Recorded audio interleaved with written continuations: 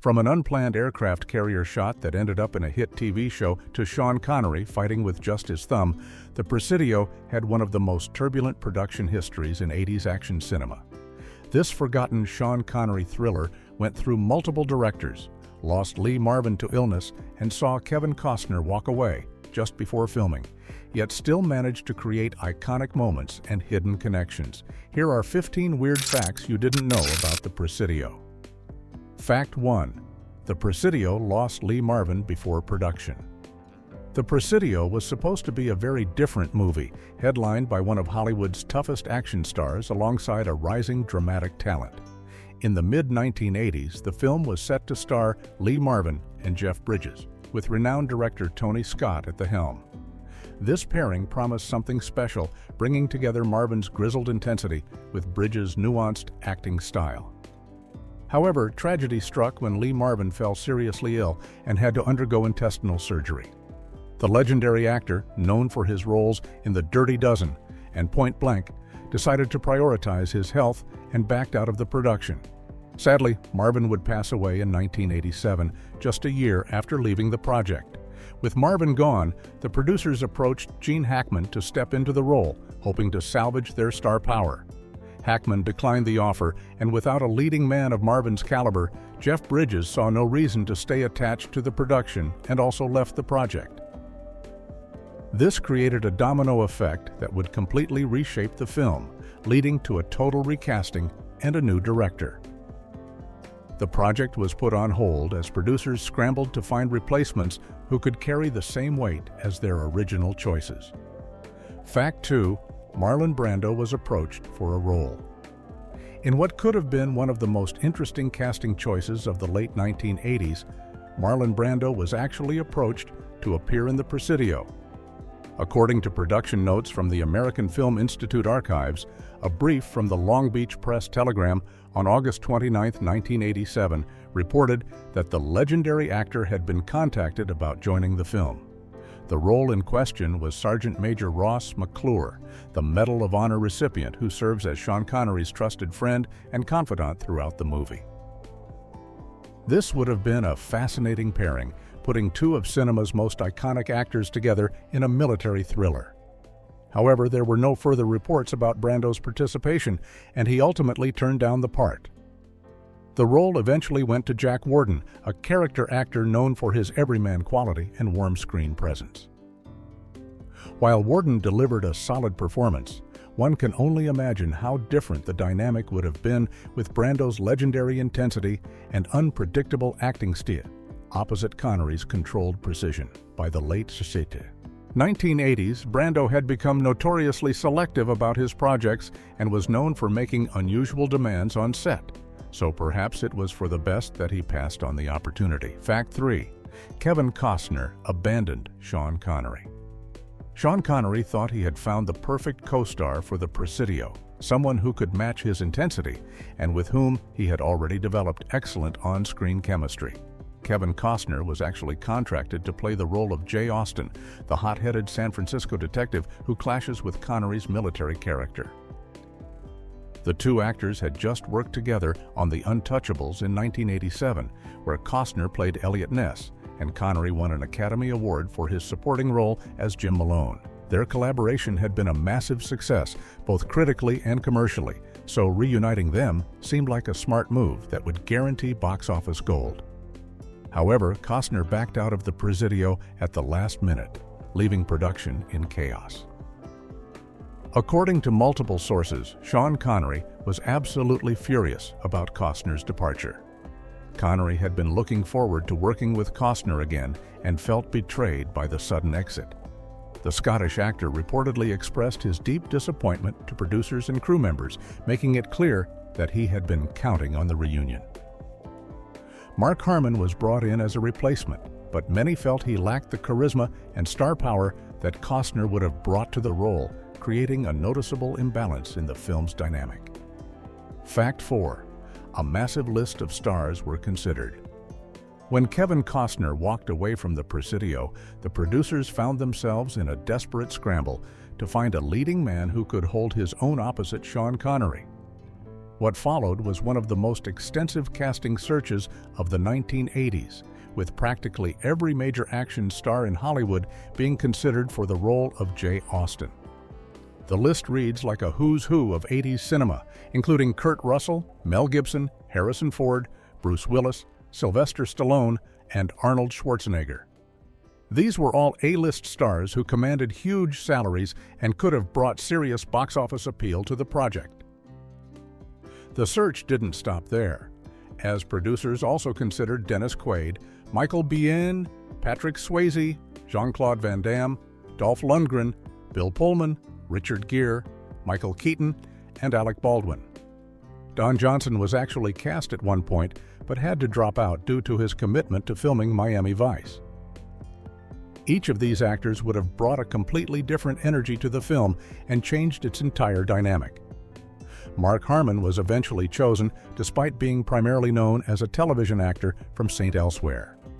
While Harmon was undeniably handsome and had been named People magazine's sexiest man alive in 1986, many critics and audiences felt he simply didn't have the screen presence or charisma to match Connery's legendary star power. Fact 5. Tony Scott mysteriously disappeared from the project. Before Peter Hyams came aboard as director, the Presidio was supposed to be helmed by Tony Scott, the British director who had just scored a massive hit with Top Gun in 1986. Scott was attached to the project early on and worked extensively with screenwriter Larry Ferguson on developing the script and shaping the film's vision.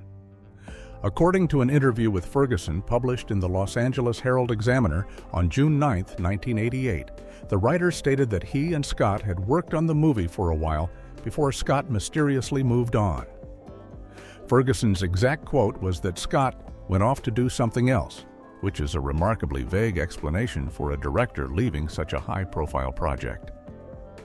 No further reports surfaced about Scott's involvement or the reasons for his departure, leaving the circumstances surrounding his exit shrouded in mystery. When Peter Hyams was hired to replace Scott, he found himself in an incredibly tight situation.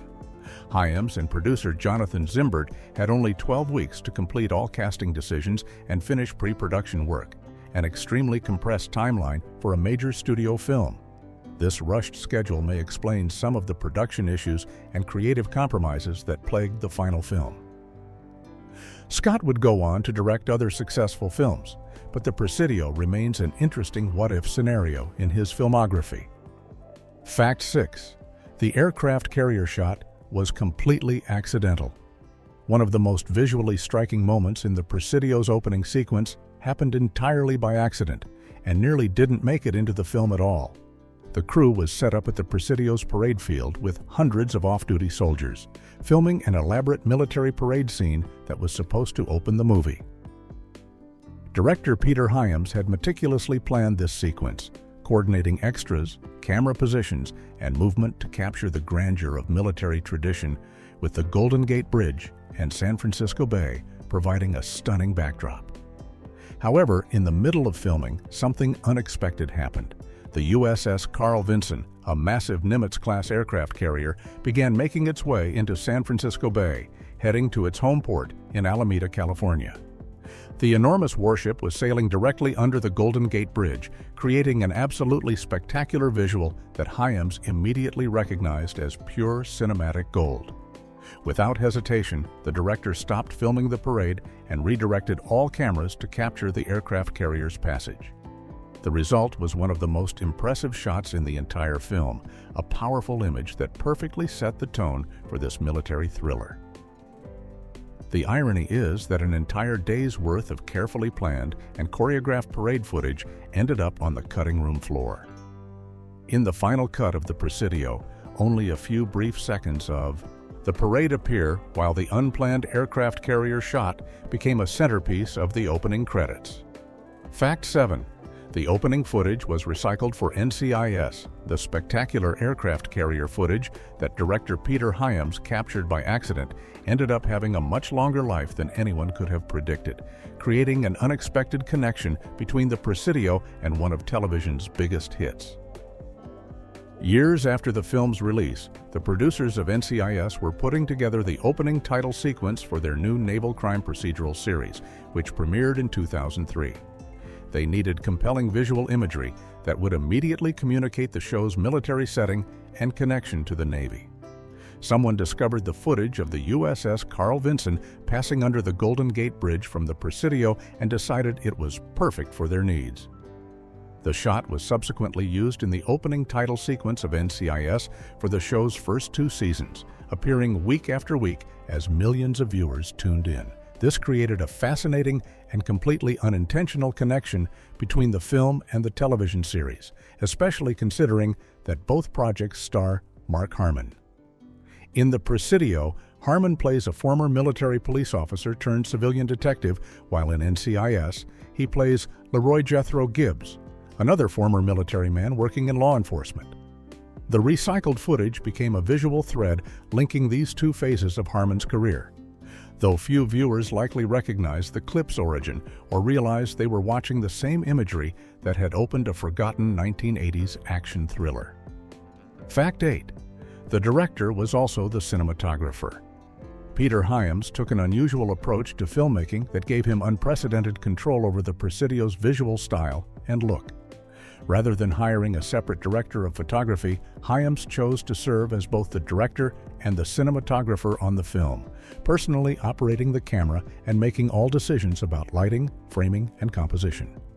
This dual role is extremely rare in Hollywood, especially on big-budget studio productions, as it requires an individual to simultaneously manage the actors and performances while also handling the technical aspects of capturing the image. Hyams had been doing this throughout his career, having started this practice with his earlier films and continuing it on numerous projects.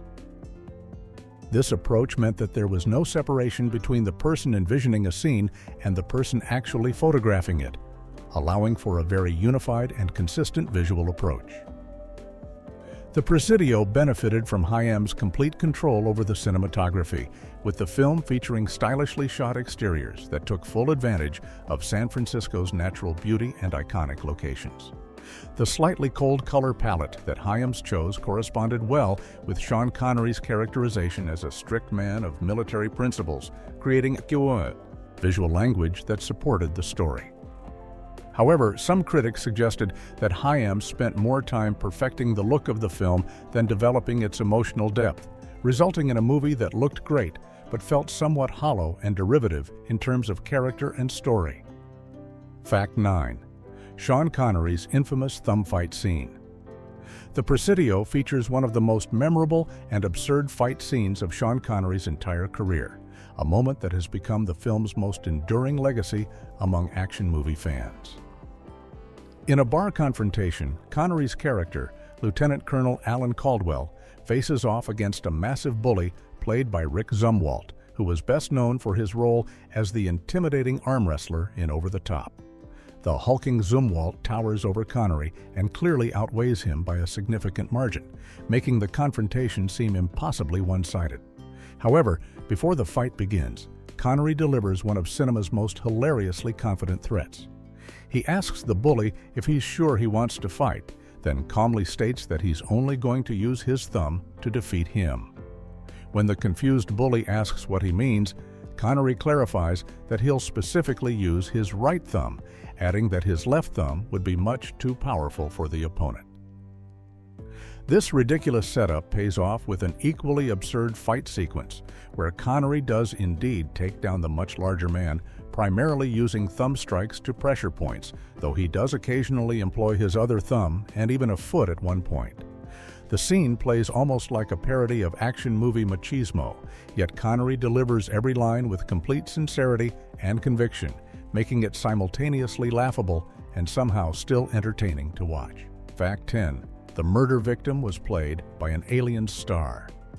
The Presidio opens with the murder of a military police officer, a crime that sets the entire plot in motion and brings the 2 main characters together to investigate. The actress playing this crucial role, Patty Jean Lynch, was Jeanette Goldstein, who had shot to fame just 2 years earlier in one of science fiction's most iconic films. In 1986, Goldstein played Private Vasquez in James Cameron's Aliens, delivering a tough-as-nails performance as one of the colonial Marines battling xenomorphs. Her portrayal of Vasquez was so convincing and physical that she won the Saturn Award for Best Supporting Actress and became a fan-favorite character despite the film's ensemble cast. The irony of her casting in the Presidio is that Goldstein went from playing one of cinema's most memorable tough female soldiers to being killed off in the opening minutes of a military thriller. She barely has any screen time before her character is shot and killed during a break-in at the Presidio Officers Club, her body later examined by Sean Connery and Mark Harmon as they begin their investigation. This represented a dramatic shift from her breakthrough role, Bull, where she survived most of Aliens before meeting a heroic end. Goldstein would go on to work with James Cameron again, appearing in both Terminator 2, Judgment Day, and Titanic.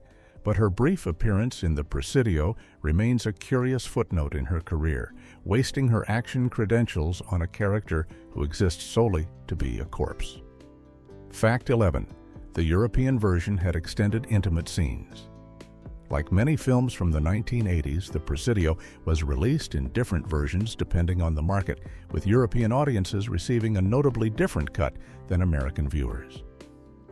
The most significant difference between the two versions involves the intimate scene between Mark Harmon's character Jay Austen and Meg Ryan's character Donna Caldwell, which plays out quite differently depending on which version you watch.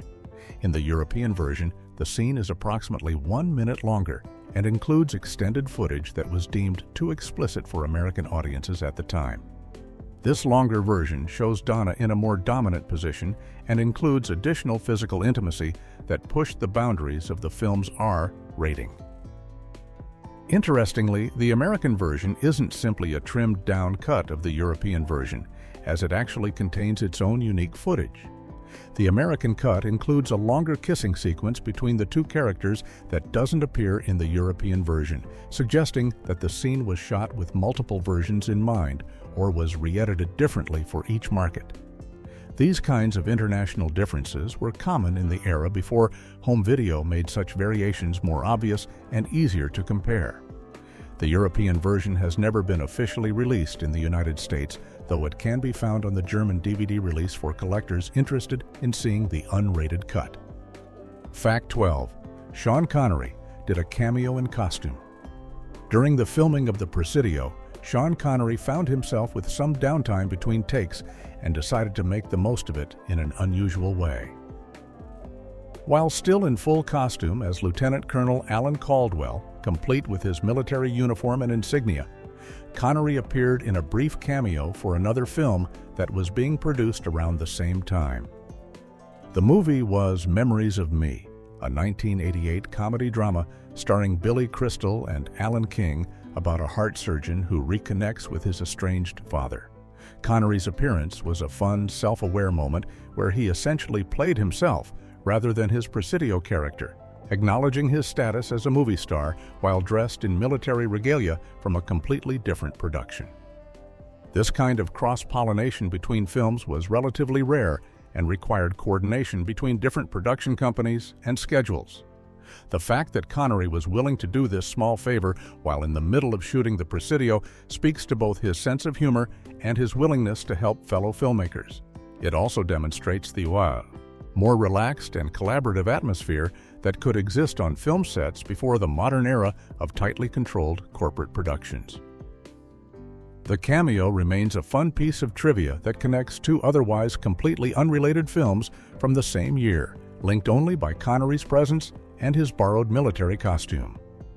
Fact 13. Meg Ryan's wardrobe had continuity problems. Movie fans who pay close attention to details have documented multiple continuity errors involving Meg Ryan's character Donna Caldwell throughout the Presidio, with her wardrobe causing particular problems for the film's consistency. In one notable scene, Ryan's character answers the door at her home, and it's clearly visible that she isn't wearing a bra beneath her clothing. However, after the character invites the visitor inside and the scene continues within the house, she suddenly is wearing a bra, despite no time having passed for her to have changed or added undergarments. This suggests that the scene was shot out of sequence or over multiple days with different wardrobe choices that nobody caught during filming or editing. Another major continuity error involves a date scene where Donna wears a very short black mini dress at the beginning of the evening. When the date ends and she's shown leaving to go home, the same dress inexplicably reaches almost to her knees, as if it had grown several inches during the course of the date.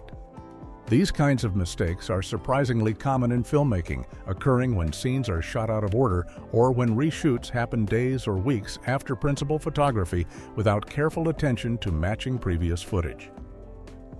While most casual viewers probably didn't notice these errors during the film's theatrical run, they became more apparent when the movie was released on home video, and fans could pause and examine scenes more carefully. Fact 14. The base closed just 6 years later. The Presidio of San Francisco, which gives the film its title and serves as a crucial location throughout the movie, has a long and distinguished history dating back to its founding by Spanish colonizers. Originally called the Royal Fortress of St. Francis, the military installation was established on the northern tip of the San Francisco Peninsula and served continuously as a military base for over 2 centuries. When the Presidio was released in 1988, the base was still a fully operational Army installation, complete with active-duty soldiers, military police, and all the trappings of military life that the film depicts. However, just 6 years after the movie came out, the Presidio was officially closed as a military base in 1994, ending an era that had lasted for more than 200 years. At the time of its closure, it held the distinction of being the oldest continuously operated military base in the entire United States, making its decommissioning a significant historical moment. The timing gives the Presidio an unexpected historical value as it captured the base during its final years of operation and preserved on film what military life looked like there before everything changed. Today, much of the former Presidio exists as part of the Golden Gate National Recreation Area, managed by the National Park Service, with a combination of preserved historical sites, parkland, and some limited commercial and residential development overseen by a special trust established by Congress. Fact 15. The film predicted Mark Harmon's NCIS career. When the Presidio was released in 1988, few could have predicted that Mark Harmon's performance would serve as an unintentional blueprint for one of television's longest-running and most successful series. Harmon plays Jay Austin, a former Army military police officer who left the service after a conflict with his commanding officer and became a detective with the San Francisco Police Department. His character investigates a murder that occurred on a military base, forcing him to navigate the intersection between civilian law enforcement and military justice while dealing with his complicated past in the service. Flash forward to 2003 when Harmon was cast as Special Agent Leroy Jethro Gibbs in NCIS, and the similarities become impossible to ignore. Gibbs is also a former military man, specifically a Marine sniper and military police officer, who now works as a civilian investigator for the Naval Criminal Investigative Service, solving crimes connected to Navy and Marine Corps personnel. Both characters share similar personality traits, including a tough guy demeanor, difficulty with authority, deep loyalty to their partners, and an instinctive understanding of military culture that aids their investigations. Multiple critics and viewers have noted that the Presidio feels remarkably like a pilot episode or audition tape for what would eventually become NCIS, with Harmon essentially playing an earlier version of the same character archetype that would define his career decades later.